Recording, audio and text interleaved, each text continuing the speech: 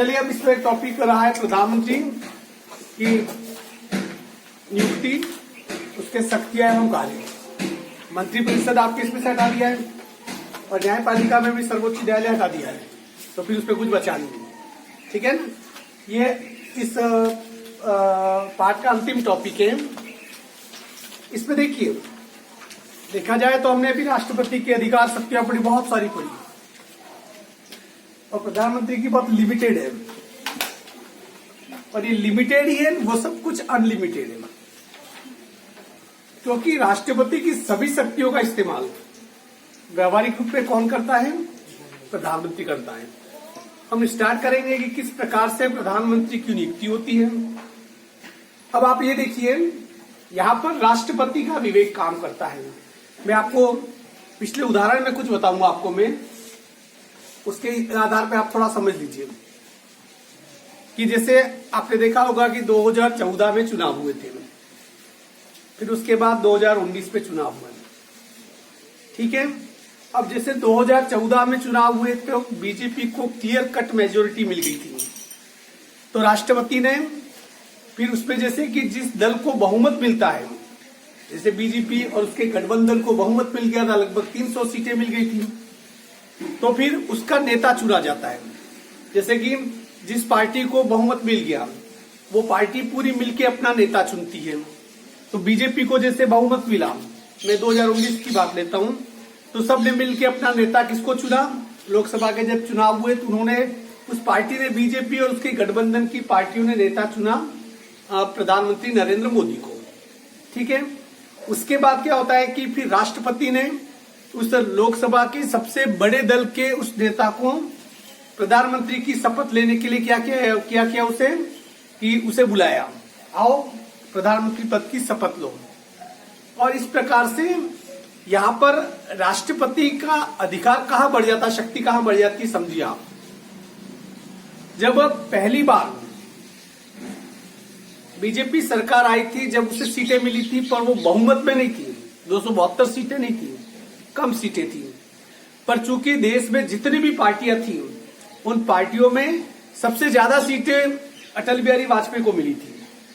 अब उस समय यह कंडीशन थी कि किसी भी दल के पास इतना बहुमत नहीं था कि सरकार बना सके। अब वहां पर राष्ट्रपति की शक्ति काम आती है। फिर राष्ट्रपति अपने विवेक का इस्तेमाल करता है। उस समय फिर पूरी जितनी भी पार्टियां थी, उन पार्टियों में सबसे बड़ी पार्टी थी बीजेपी, और उसका नेता कौन था? अटल बिहारी वाजपेयी। और अटल बिहारी वाजपेयी, चूंकि उनके पास बहुमत नहीं था, फिर भी अटल बिहारी वाजपेयी को प्रधानमंत्री की पद की शपथ लेने के लिए आमंत्रित किया, और प्रधानमंत्री अटल बिहारी वाजपेयी ने शपथ ली। पर चूंकि शपथ लेने के बाद उन्हें संसद में अपना बहुमत साबित करना था, परंतु अटल बिहारी वाजपेयी संसद में अपना बहुमत हासिल नहीं कर पाए, और बीजेपी की वो पहली सरकार कितने दिन में गिर गई? 13 दिनों में। मात्र 13 दिन प्रधानमंत्री रहे। चूंकि संसद में वो बहुमत नहीं साबित कर पाए, इसलिए उन्हें इस्तीफा देना पड़ा। तो यहाँ पर सबसे पहले कि प्रधानमंत्री की नियुक्ति कैसी होती है? जो लोकसभा में सबसे बड़े दल का जो नेता होता है, उस नेता को राष्ट्रपति अनुच्छेद, संविधान के अनुच्छेद 74 के अनुसार उसे क्या करता है कि राज्यसभा में उस लिस्ट में प्रधानमंत्री बनाने के लिए उसे आमंत्रित करता है। ठीक है, उसके बाद प्रधानमंत्री का काम चालू हो जाता है। यूं देखा जाए तो, तकनीकी रूप से देखा जाए तो, जो कैबिनेट है, मंत्रिपरिषद है, मंत्रिपरिषद की नियुक्ति देखा जाए तो राष्ट्रपति के द्वारा की जाती है, पर वो राष्ट्रपति नहीं करता है। वो करने वाला कौन होता है? प्रधानमंत्री होता है। अब आप ये देखिए कि प्रधानमंत्री पद में अपने आप में बहुत बड़ी शक्ति होती है। फिर आप लोग एक व्यक्ति देखिए, प्रधानमंत्री का मतलब ही ये होता है कि किसी पार्टी का सबसे बड़ा नेता, जैसे कि मोदी। अब ये जैसे चुनाव होंगे, वापस जब भी चुनाव होंगे तो जीत के फिर आएगा, तो प्रधानमंत्री के लिए आमंत्रित करेंगे राष्ट्रपति मोदी को, और मोदी फिर जिसको मंत्रिमंडल में बनाना है, गृह मंत्रालय किसको देना है, ये किसको देना है, ये सब वो क्या है कि सब मिलकर तय करते हैं, पर अंततः फैसला कौन करता है? देश का प्राइम मिनिस्टर। तो इसके जो कार्य वो देखिए, मंत्रिपरिषद का निर्माण, मंत्रिपरिषद जो कैबिनेट होती है, जैसे गृह मंत्री है, सुरक्षा मंत्री है, या इसके अलावा जितने भी मंत्रालय हैं, दुनिया भर के मंत्रालय हैं, उनका हर मंत्रालय का एक हेड ऑफ होता है, जिसे क्या कहते हैं, कैबिनेट मिनिस्टर कहते हैं, जिसे मंत्रिमंडल का सदस्य कहते हैं।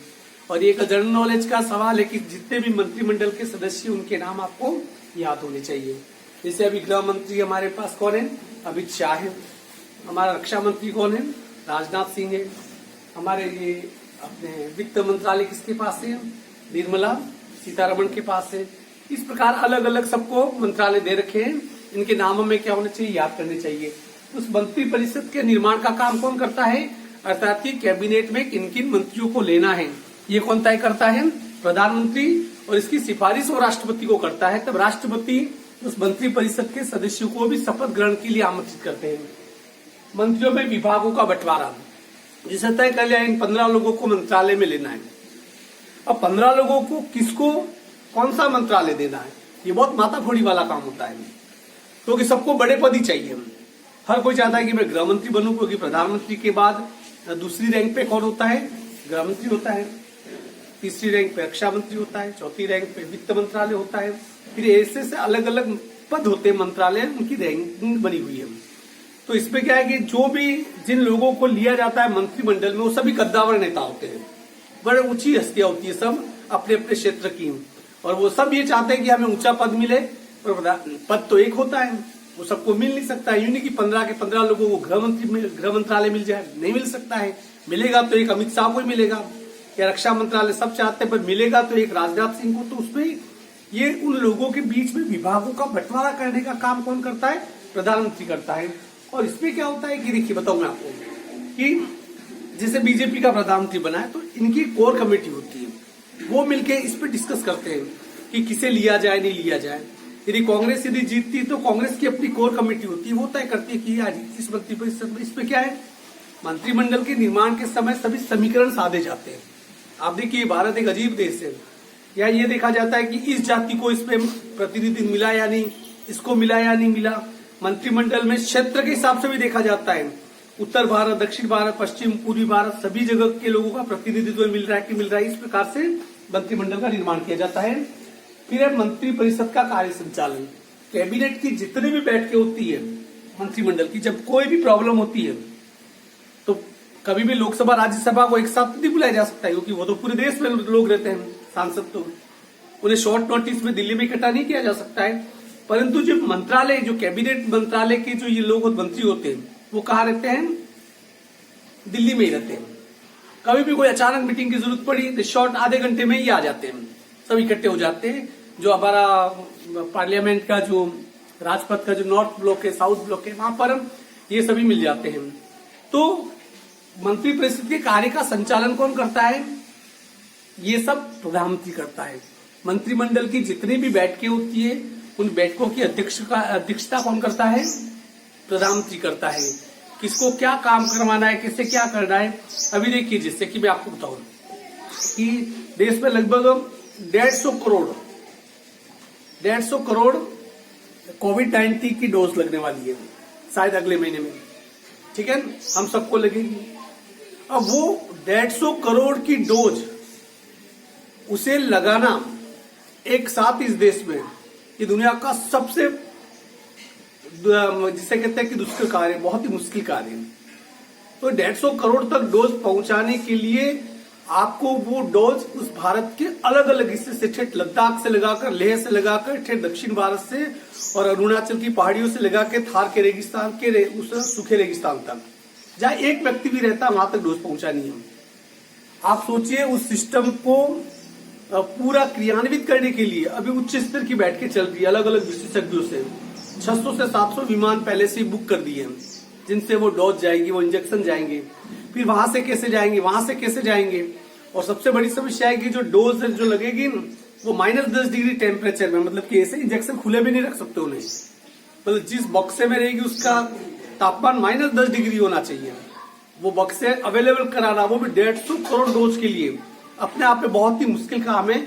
और उस मुश्किल काम को भारत 1 महीने में कर देगा। दुनिया का पहला देश होगा जिसको सबसे पहले इंजेक्शन लग जाएगी, क्योंकि अपने पास 50 करोड़ डोज आ भी चुकी है। तो ये सभी चीजों डिस्कस किसके साथ करते हैं, वो प्रधानमंत्री, क्योंकि कोई तो ऊपर बैठी संस्था है जिसको ये करना है, जिम्मेदारी किसी को तो लेनी पड़ेगी। उन मंत्रालय के लोगों के बीच में डिस्कस होती है। फिर उसमें वो क्या करते हैं, वे लोग जब विचार विमर्श करते हैं वो क्या करते हैं कि फिर जैसे उनके दिमाग में क्या चलता है, क्योंकि हर चीज के वो विशेषज्ञ नहीं होते हैं, उसका हेड ऑफ होता है प्रधानमंत्री। तब वो करेंगे कि जैसे कि परिवहन विभाग से किसी विशेषज्ञ को बुलाएंगे, वो उनसे पूछेंगे, जो बहुत एक्सीलेंट व्यक्ति होगा उसे बुलाएंगे, उसे कहेंगे कि भाई ये डोज पहुंचा रही है भारत के हिस्सों में, तुम किस प्रकार से हमारी हेल्प कर सकते हो, हवाई जहाज से कहां से, विमान से कहां जाएगी। उसको 5-7 दिन पहले ही काम दे दिया जाता है, तुझे इसके बारे में रिसर्च करके आना है, वो अपने आंकड़े प्रोजेक्ट रखता है, नहीं ऐसे ऐसे करेंगे। फिर ये भी देखा जाता है बाद में, उसके बाद फिर ये कि हाँ जैसे किसी गांव में पहुंच गई, उस गांव तक पहुंचा दी, पहले बाई एयरलिफ्ट, फिर वहां से एम्बुलेंस से कैसे, और गांव में पहुंची, तो गांव में आप कैसे करोगे, एक जगह लोगों को बुला नहीं सकते हो, पूरे गांव में घर घर जाने के लिए कितने वर्कर चाहिएंगे। इसलिए इसमें जो ये आंगनबाड़ी की कार्यकर्ता है, जो आशा सहयोगी नहीं है, जितनी नर्स है, कंपाउंडर, डॉक्टर सब लग जाएंगे इसमें। तो ये सब किसमें होता है, ये मंत्रिपरिषद का जो कार्य संचालन है। क्योंकि जो चीज हमें नजर आती है, आप देखिए जब घर में शादी होती है तो अफरा तफरी का माहौल होता है, 100 लोग भी आ जाए मिसमैनेज हो जाता है, होता है कि नहीं होता है, हम परेशान हो जाते हैं, किसके कपड़े कहाँ पड़े हैं, कौन से जूते कहाँ हैं पता नहीं, और वो मेहमान जब चले जाए तो 10 दिन तो उस घर को वापस संभालने में लगते हैं अपन को, सिर्फ 100 लोगों से। आप सोचिए 130 करोड़ का ये देश है, तो इस पूरे 130 करोड़ के देश को संभालने के लिए कितने उच्च स्तर पे ये सब होता होगा, आप इमेजिन भी नहीं कर सकते हैं। शासन के विभिन्न विभागों में समन्वय, ये है कि जिससे देखिए कई बार क्या होता है कि एक विभाग दूसरे विभाग में टांगे रोड़ा करता है। पहले ऐसा होता था, जैसे कि पहले ये हाईवे है, परिवहन विभाग, ठीक है, हाईवे निकालते थे, हाईवे निकालेंगे तो रोड निकालेंगे तो जमीन तो जाएगी, और उसके बीच में क्या होता था कि बहुत सारे जंगल आ जाते थे, पेड़ आ जाते थे। अब ये जो फॉरेस्ट विभाग वाले, वन मंत्रालय वाले, वो पेड़ों को काटने नहीं देते थे, नहीं पेड़ नहीं काटने देंगे। इधर हाईवे वाले हाईवे निकालना चाहते थे, क्योंकि देश के विकास के लिए हाईवे जरूरी है। तो ये उस परिवहन मंत्रालय और ये जो इसका फॉरेस्ट मंत्रालय के बीच में क्या होता था, टकराव होता था, और उस टकराव की वजह से फिर काम हाईवे का भी अटक जाता था। मतलब ये होता था कि इसलिए विभिन्न विभागों को बीच में जब कोई टकराव होता है तो उसके समन्वय का काम कौन करता है, प्रधानमंत्री करता है। वो इसका निष्कर्ष, जैसे कि उस मंत्रालय के उस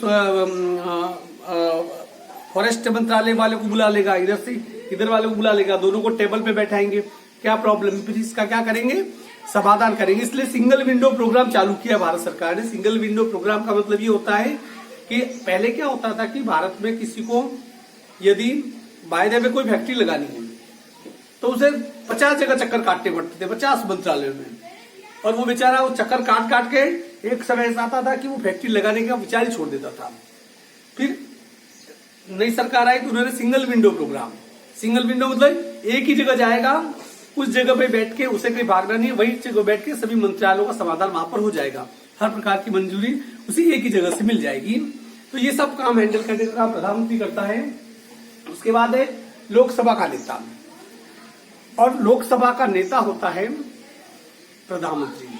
ये बहुत बड़ी जिम्मेदारी होती है कि लोकसभा में एक तो सत्ता पक्ष होता है और एक विपक्ष होता है।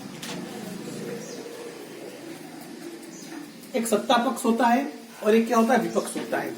विपक्ष अपना नेता तय करता है, जिसे प्रतिपक्ष नेता कहते हैं, और एक सत्ता पक्ष का नेता कौन होता है, प्रधानमंत्री होता है। अर्थात कि देश में घटी जाने वाली किसी भी समस्या या संसद में रखे जाने वाले किसी प्रस्ताव के ऊपर अपना अंतिम जवाब कौन देता है, प्रधानमंत्री देता है। जैसे ये अभी आरसीसी लागू हुआ, एनसीसी लागू हुआ, ये सब नियम लागू हुए, उसमें संसद में बहुत हंगामा मचा, जवाब गृह मंत्रालय से भी आया, परंतु वो प्रतिपक्ष अड़ जाता है कि हमें तो प्रधानमंत्री का जवाब चाहिए, क्योंकि लोकसभा का नेता वो होता है। तो फिर वो लोकसभा में अपनी बात रखता है, अपना पक्ष रखता है।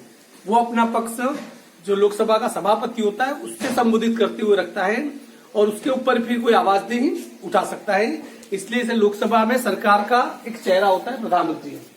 राष्ट्रपति और मंत्रिमंडल के बीच संबंध स्थापित करता है, अर्थात कि मंत्रिमंडल के सदस्य जो कैबिनेट मंत्री के सदस्य हैं, ऐसा नहीं कि कभी भी मुंह उठा के राष्ट्रपति के पास चले जाए, वो नहीं जा सकते।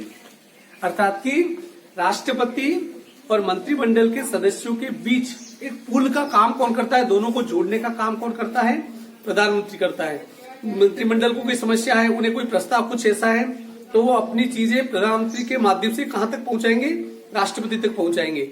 और राष्ट्रपति को मंत्रिमंडल से कोई शिकायत है ऐसा कुछ है तो राष्ट्रपति उन बातों को प्रधानमंत्री के माध्यम से उस मंत्रिमंडल तक पहुंचाएगा।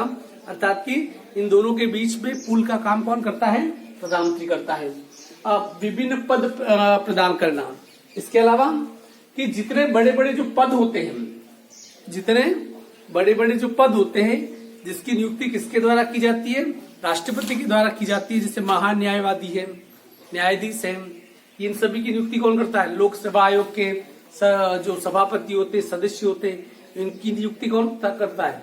राष्ट्रपति करता है, जो कि राष्ट्रपति के अधिकार एवं शक्तियों पे हमने पढ़ लिया था। उसकी नियुक्ति राष्ट्रपति करता है। परंतु देखा जाए तो व्यवहारिक रूप से वो राष्ट्रपति नहीं करता है। राष्ट्रपति वो नियुक्ति के ऊपर सिर्फ सील लगाता है। व्यवहारिक रूप से उसकी नियुक्ति का काम किसके द्वारा किया जाता है? सलाह मशवरा किसके द्वारा किया जाता है? प्रधानमंत्री के द्वारा। और प्रधानमंत्री वो अपनी सलाह मशवरा मंत्रिमंडल के सदस्यों के साथ करते हैं और फिर उनकी नियुक्ति की जाती है। जो प्रधानमंत्री या मंत्रिमंडल की चॉइस होगी उन्हीं लोगों की नियुक्ति आगे कहीं न कहीं राष्ट्रपति के द्वारा की जाती है। उसमें राष्ट्रपति अपने विवेक से काम नहीं ले सकता है। ये हो गया।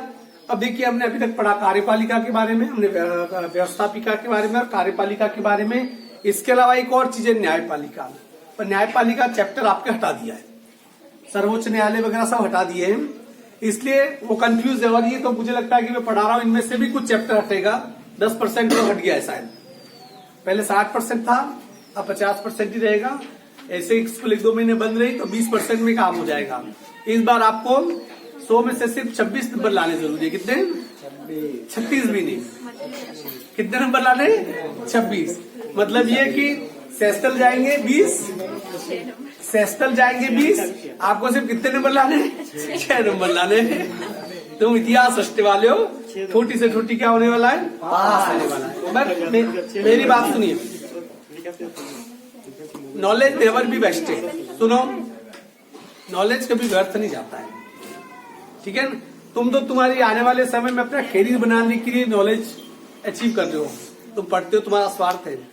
मैं आज भी पढ़ता हूँ, पर बस नॉलेज होना चाहिए। नॉलेज का मतलब किसी के सामने अपन को शर्मिंदा नहीं होना पड़े। यदि मैं कहीं यदि जाऊं और वहां जाने के बाद अचानक धीरे से पता चलता है कि यार मेरे तो चारों तरफ 8, 10, 15 लोगों की भीड़ बढ़ गई, वो भीड़ मुझे देख के नहीं बढ़ती है। जस्ट मैं जब टॉक करना शुरू करता हूँ, बात करना, किसी विषय मुद्दे को उठाना शुरू करते हैं तो लोग अपने आप खींचे चले आते हैं। वो मुझे देख कर नहीं आते हैं, वो कहीं कि उन्हें पता चलता है कि इस बंदे में नॉलेज है, जो किसी भी टॉपिक के बारे में खुल के बोल सकता है, एक्सप्लेन कर सकता है। ये इसलिए नॉलेज कभी वेस्ट ही जाता है। इसलिए आप ये मत देखो कि कितना कोर्स कम हो रहा है, या इस पे ज्यादा मत देखिए, क्योंकि कोरोना तो सिर्फ 1-2 महीने रहेगा, फिर उसके बाद नॉलेज तो हमेशा रहेगा। अगले साल वापस 100% कोर्स होगा। जैसे आप 11th पे जाओगे, यहाँ छूटी हुई चीजें तब वापस आपको पढ़नी पड़ेगी। इसलिए टाइम मिले तो पढ़ लिया करो, ऐसा कुछ नहीं। और ये केंद्र सरकार खत्म हुआ, 8 नंबर का पाठ। अब इसके बाद है राज्य सरकार, ये भी इससे रिलेटेड पार्ट है, वो भी क्या करेंगे अपन पढ़ लेंगे। वो भी 7 नंबर का पार्ट है। 8 और 7 कितने? 15 नंबर का। मैं चाहूंगा कि मैं अभी शादियों का दौर बंद हो जाए। केंद्र सरकार में जितने भी मैंने टॉपिक पढ़ाए, उसके जितने भी निबंधात्मक क्वेश्चन याद कर लेना। एक दिन तय करके मैं यहाँ टेस्ट ले लूंगा, ठीक है ना?